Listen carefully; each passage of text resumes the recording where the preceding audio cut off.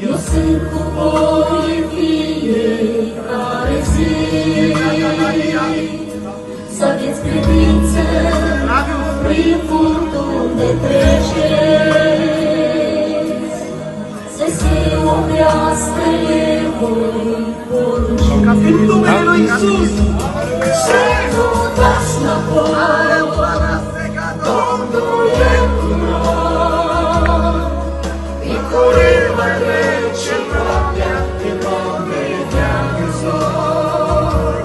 Nu priviți înapoi, ci dincolo de noi. Domnul vine, Maranata, vine după noi. Să nu dați înapoi, Domnul e cu noi. Din curând va trece noaptea, când vom vedea în zori. Nu priviți înapoi, ci dincolo de noi. Domnul vine, Maranata, vine după noi.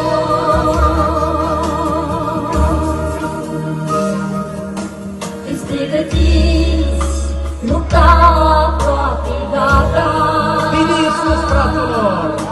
Priviți în coapte colbele pe cânt. El va veni și vom primi răsplata.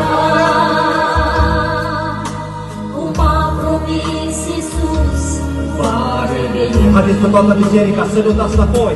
Să nu dați înapoi, Domnul e cu noi. Din curând va trece noaptea, când vom vedea în zori. Nu priviți înapoi, ci dincolo de noi. Domnul vine, Maranata, vine după noi.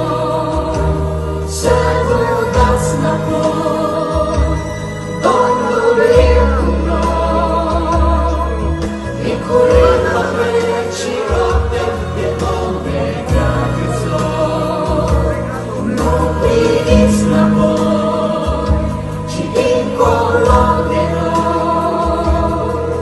Domnul vine, Maranata, vine după noi.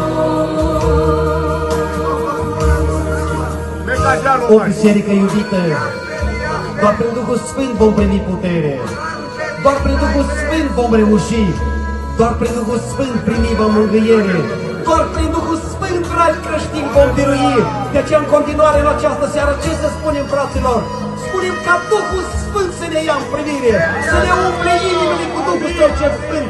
Altfel nu o să biruim, doar plin de Duhul Sfânt. Doamne, toarnă Duhul Tău Sfânt, aleluia!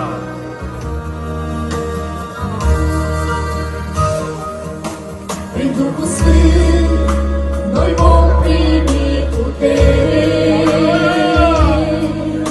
Prin Duhul Sfânt cu toți vom reuși.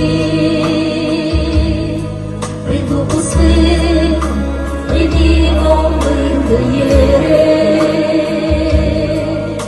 Prin Duhul Sfânt creștini vom birui. Din toată inima, cu toți să cântăm și să nu da. Să nu dați înapoi, Domnul e cu noi. Din curând va trece noaptea, când vom vedea în zori. Nu priviți înapoi, ci dincolo de noi. Domnul vine, Maranata, vine după noi. Să nu dați. Să nu dați înapoi, Domnul e cu noi.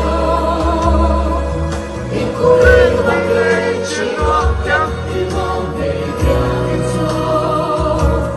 Nu priviți înapoi, ci dincolo de noi. Domnul vine, Maranata, vine după noi. O biserică iubită, nu mai dați înapoi. Vine Iisus, N-a mai rămas mult și Domnul nostru va veni, fraților. Dar a rămas ca îngerul să primească porunca de la Dumnezeu. Ești gata? Dacă vine Domnul noaptea aceasta, haideți încă o dată toți pocăiți să cântăm din toată inima. Să nu dați! Să nu dați înapoi.